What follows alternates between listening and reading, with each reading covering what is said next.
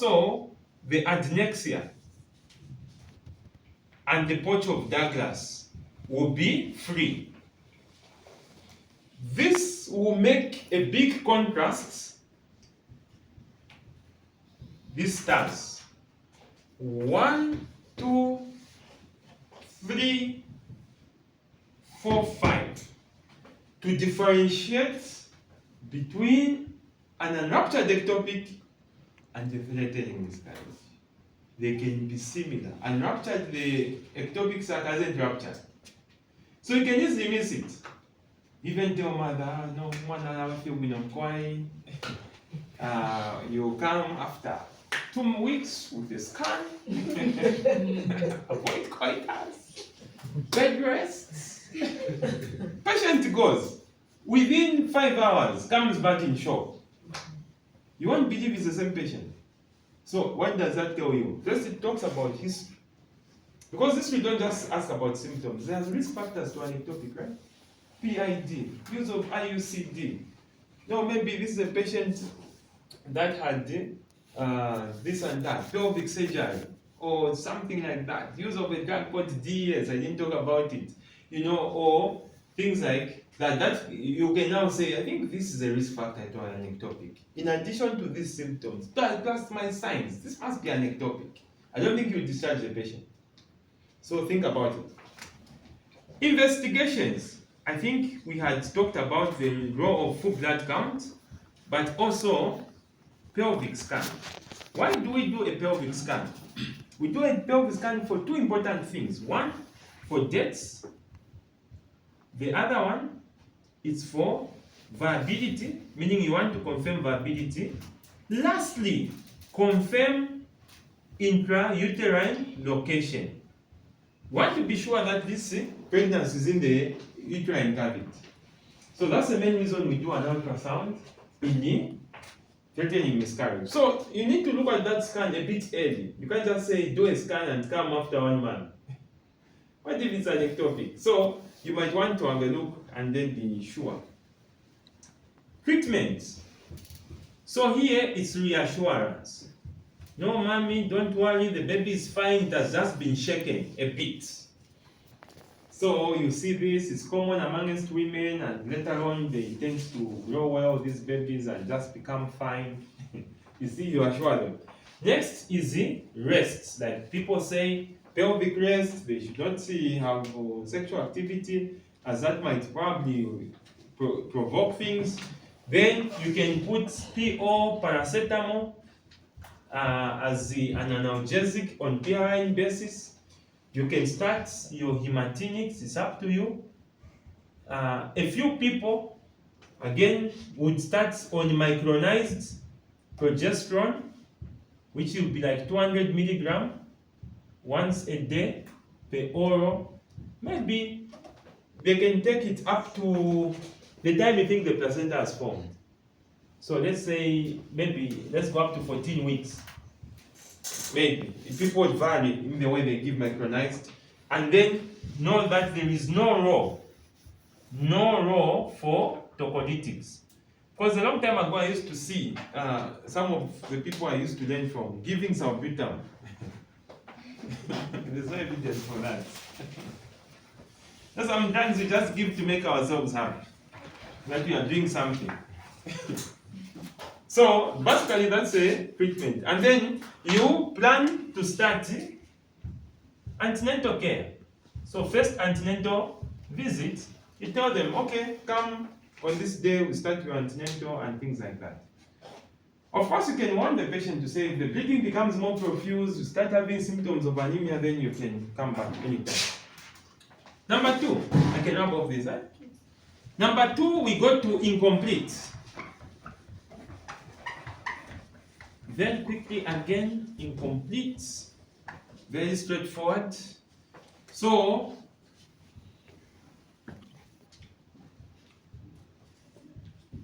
why is it called incomplete? It means half the products are out, the other half have remained in the uterus. And we know how the uterus behaves. Even minimal, those of you who've seen PPHs, minimal placental tissue can be nasty. It upsets the uterus and there will be just continuous bleeding. You remove those little products, the bleeding stops. So that's what happens in the incomplete. So in terms of symptoms and signs, PV bleeding is plus plus with the clots usually and the plus or minus symptoms of anemia. So this patient is bleeding, serious. Then what else do you see? The lower abdominal pain is more pronounced. And we know that it's cramp-like, meaning it's intermittent. Because those are basically uterine contractions. One thing I tell people to say, it's not MVA which causes pain. It is the miscarriage which causes pain. Because the uterus is trying to squeeze out the products. No wonder if you are doing an MV and you're doing it well, patient will even feel relieved. After you remove most of the products, I even feel better now. That's all. Next, you find that in terms of anemia or pala, there might be pala plus signs of shock. Then the uterus will be small for death, meaning because some things are out. Then the cervix is open with RPOCs, blood plus.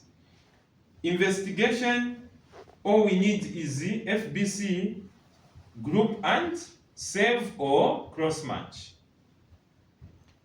I don't need the scan for an incomplete. Because I've seen some of you arguing, say, no, we are doing a scan so they tell us the volume of RPOCs. I've never heard of this before. I mean, what will that change? Does an ultrasound, is it a good quantifier of volume?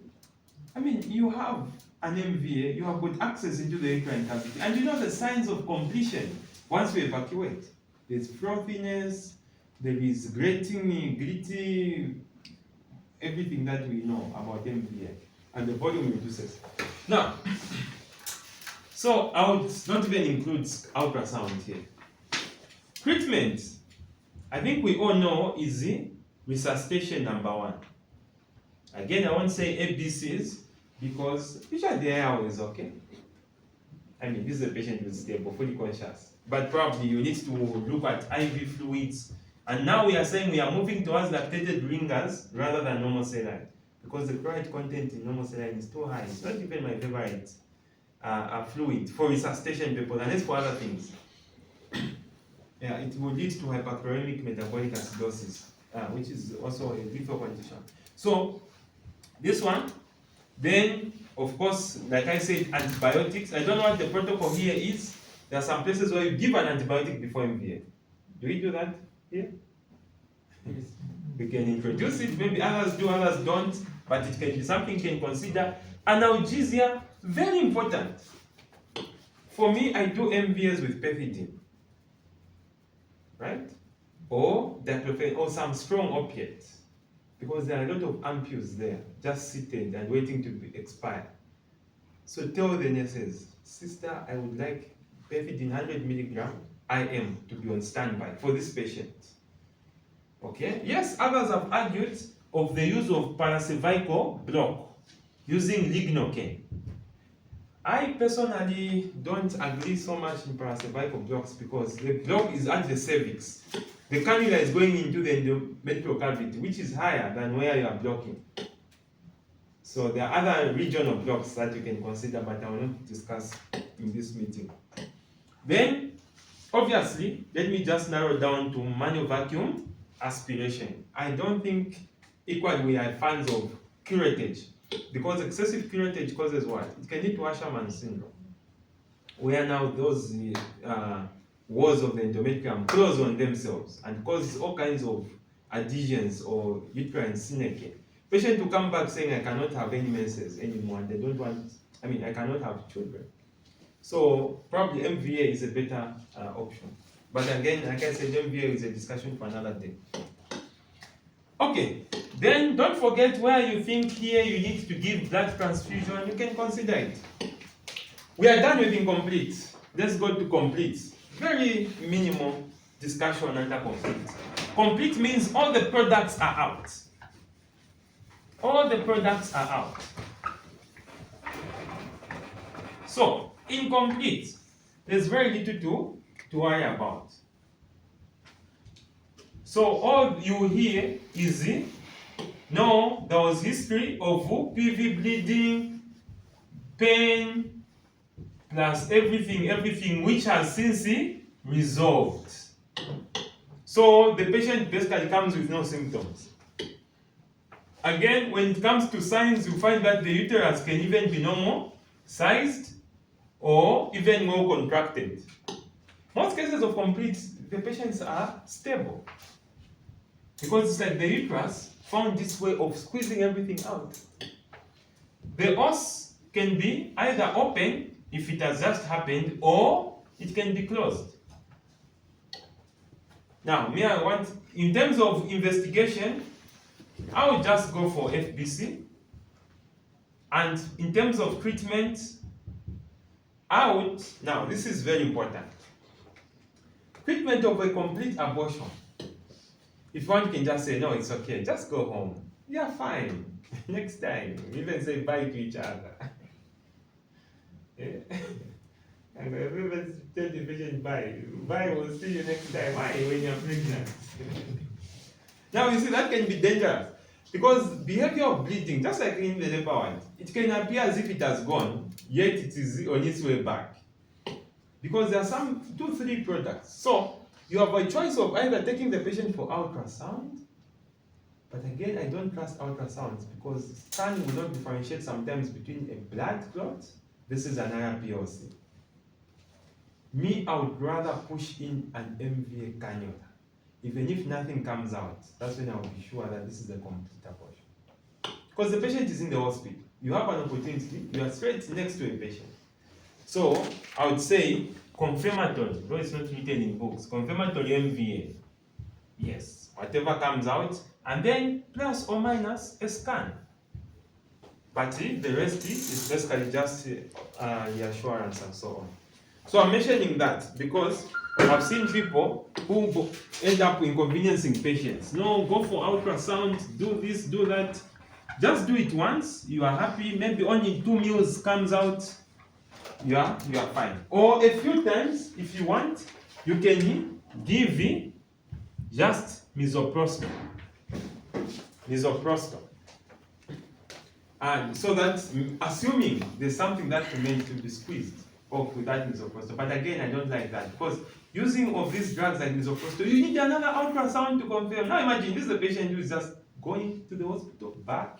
Why can't you just do an MBA and be sure and say bye to each other until next time she comes with a normal pregnancy?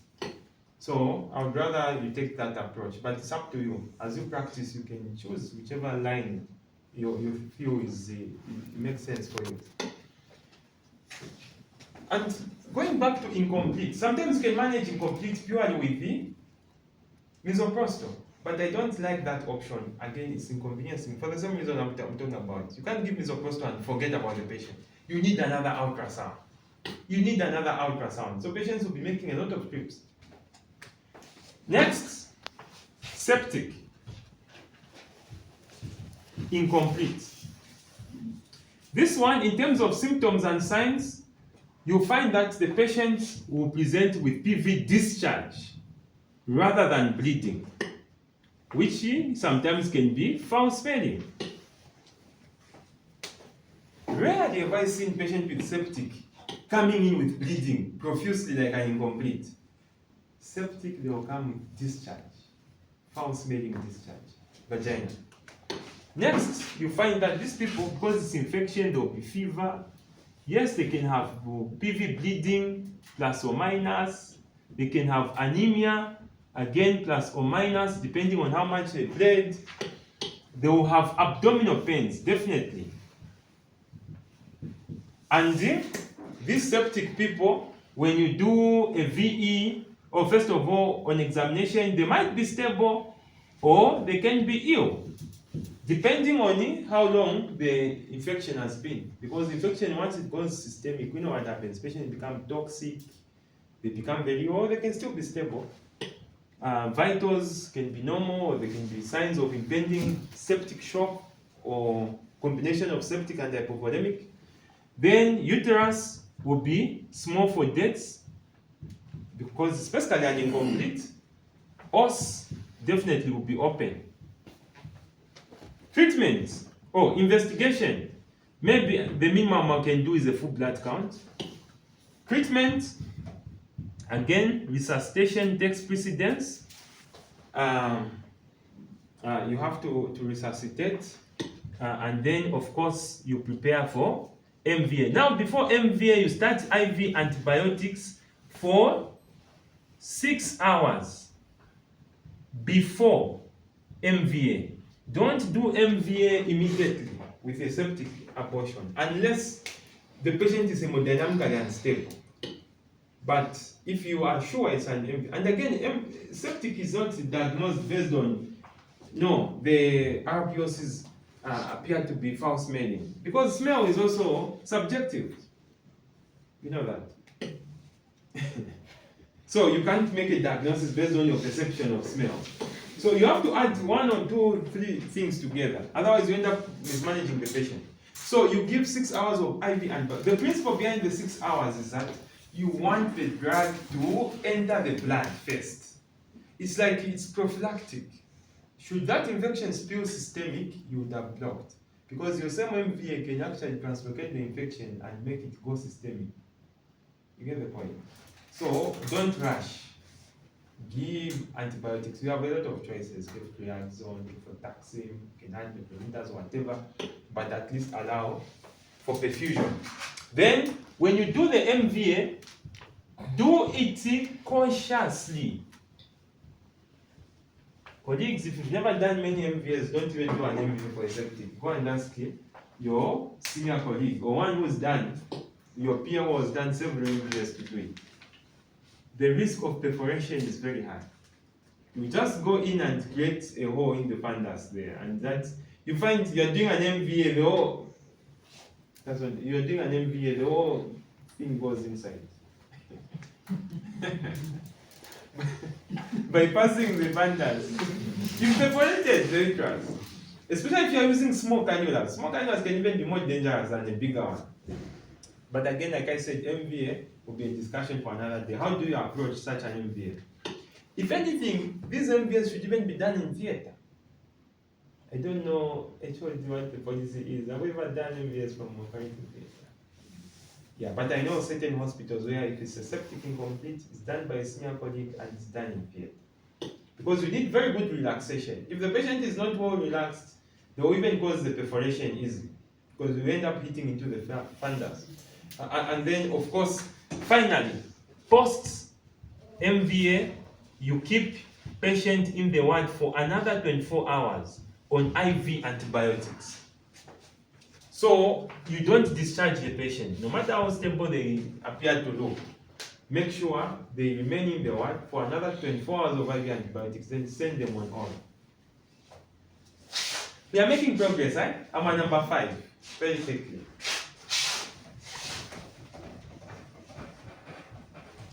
So, on number 5, we are now looking at the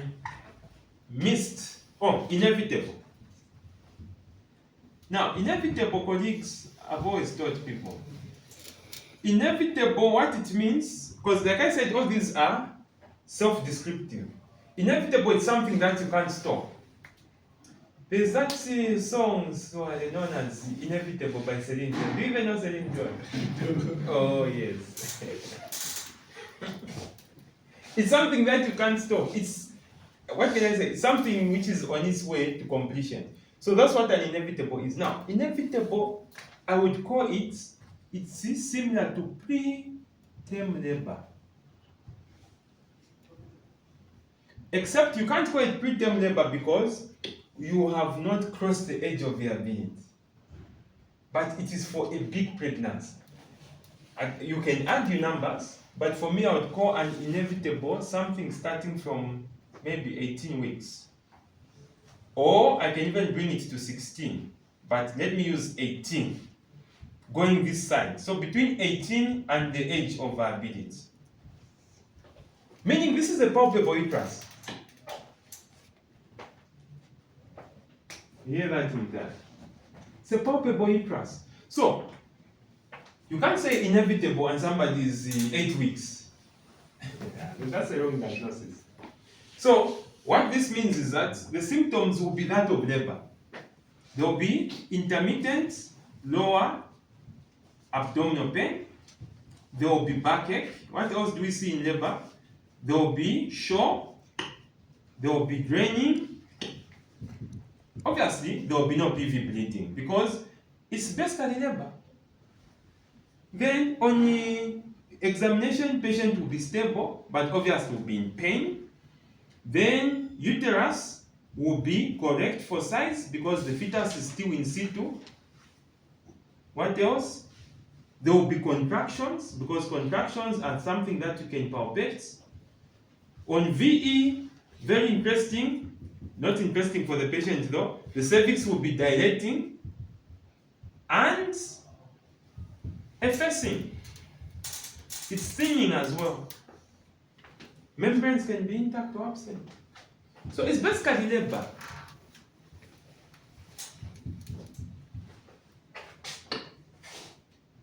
Investigation, yes, just for you to be sure that this fetus is viable, because you can imagine, though there's nothing much you can do. Imagine somebody comes at 18 weeks, even if the fetus is viable, will that baby survive? Because you haven't even increased the age of viability. Yes, but you know, sometimes just out of counseling and just being humane, you just want to know, is this fetus viable or not? Yes, so I can do a scan, just confirm viability. But if there's no scan, I won't bother. Yes, maybe an HB, but the treatment, and I want you to hear the treatment here. Treatment of an inevitable is two arms: expectant or active management. You have two arms. So if this labor is in such a way that this patient, you find the contraction. So what will make you decide whether to leave the patient alone or to augment the process? The main key determinant are two things. The first determinant, so expectant versus active management. So expectant, I would go for where, for instance, membranes are intact. However, good contractions,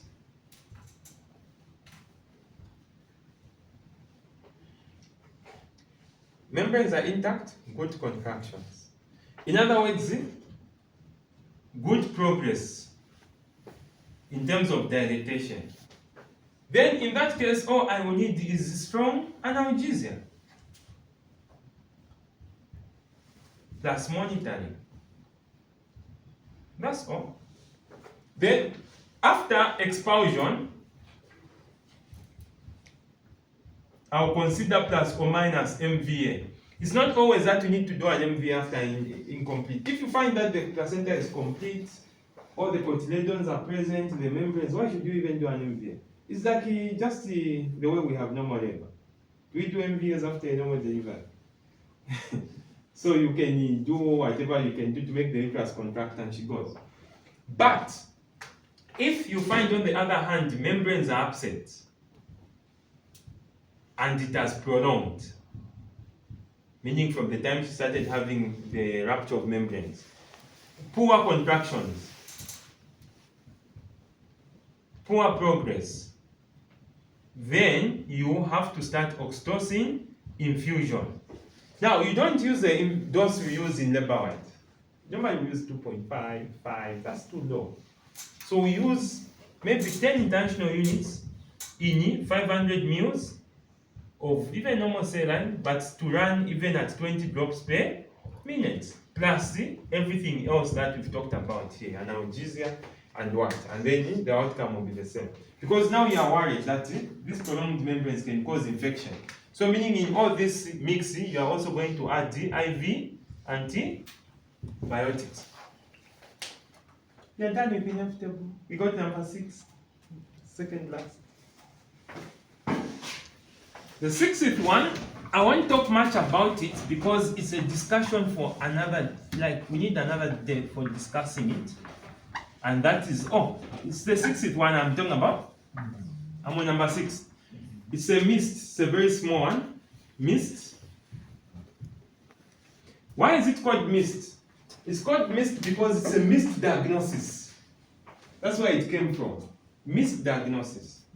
So, you didn't know you were pregnant. Or maybe you knew you were pregnant. So, what will happen is, for symptoms and signs, there will be symptoms of pregnancy, history of amenorrhea, which later regresses. But you see, that becomes more reliable for somebody who's been pregnant before, because they've had an experience of pregnancy. So they know what, the way I'm feeding is similar to the way I was feeding when I was pregnant for this first baby. But then you find those things disappear. And then they start living a normal life again. So that is a mist. So there are no symptoms. No bleeding, no nothing. On signs, there is nothing. Investigation. Now, before I go to investigation, there are some, like those of you who read news. So do you even watch news? Or you are too busy always operating? Do you even know who the Minister of Justice is, for instance? Like now. He's too busy, always on the watch, the stethoscope. Now, where's the next patient? So if you read the news, there are what they are called lacuna in the constitution. Like there are some gaps. We also have lacunas in obstetrics. For instance, if somebody has got a placenta which is covering the internal os, then they are 20 weeks, and they're even bleeding. What comes to your mind? What's the diagnosis? Low-lying placenta. It's a low-lying placenta. You can't call it placenta previa, because placenta previa is in the spectrum of antepartum hemorrhage, which is bleeding from or within the genital tract between the age of ability to delivery of the baby. But you haven't reached the age of ability. But you know that it's a low-lying placenta. But you can't commit yourself to going into placenta previa. So that's one lacuna I can give as an example. The other one is this same situation where somebody is 18 weeks and the fetus has died. But they know they are pregnant. They can even feel here that there's a pregnancy. What are you going to call it? So you find some people calling it missed abortion. Me, I can't call it a missed abortion. It defies the definition of missed. So me, I'll just call it non-viable fetus at 18 weeks. That's all. So this is the point I was trying to say, that you find some people calling a missed an IUFD. Now, why can't you call it an IUFD? You can't call it an IUFD because it doesn't cross the age of viability. Again, that is like a lacuna. Now, what investigations are we going to do? Number 1, we need the full blood count. Number 2, we need bedside clotting time. Number 3, we need to group and save for what are called FFP, war blood, which is fresh. Why are we doing all this? Number 4, obviously, we need the scan. Why are we doing all this? It's because of the risk of DIC. We know that dead embryo will release a chemical known as tissue thromboplastin, which will enter into maternal circulation and lead to activation of the extrinsic pathway. I hope we still remember the cascades. And that can lead to DIC. No wonder in IUFD, in missed abortion, think at the back of your mind, DIC. Therefore, you might need just those few basics: the platelet count, the bedside clotting time, and have some TXA on standby, and some FFPs and things like that. But we know that DIC normally sets in after 4 to 6 weeks. So it's not something which happens immediately. Treatment. You have 2 options for treating a missed abortion. One of the options is to expectant. Just leave that fetus alone. Then you just be monitoring the full blood count and the scan. Now, the problem with expectant management is that it brings psychological trauma. Imagine a woman thinking, I'm carrying a dead embryo with me. It can affect her. That's all. So, what are you going to do? Then the other So what will happen to the dead fetus? The dead fetus will resorb. It's called resorption. Just like the way we have a vanishing twin. I mean, I've seen a woman with 2 babies, then one completely disappears, and they remain as a singleton. You haven't seen such a thing? It's called the vanishing twin. Especially if the demise happens very early, it will be completely resolved. But it will only be seen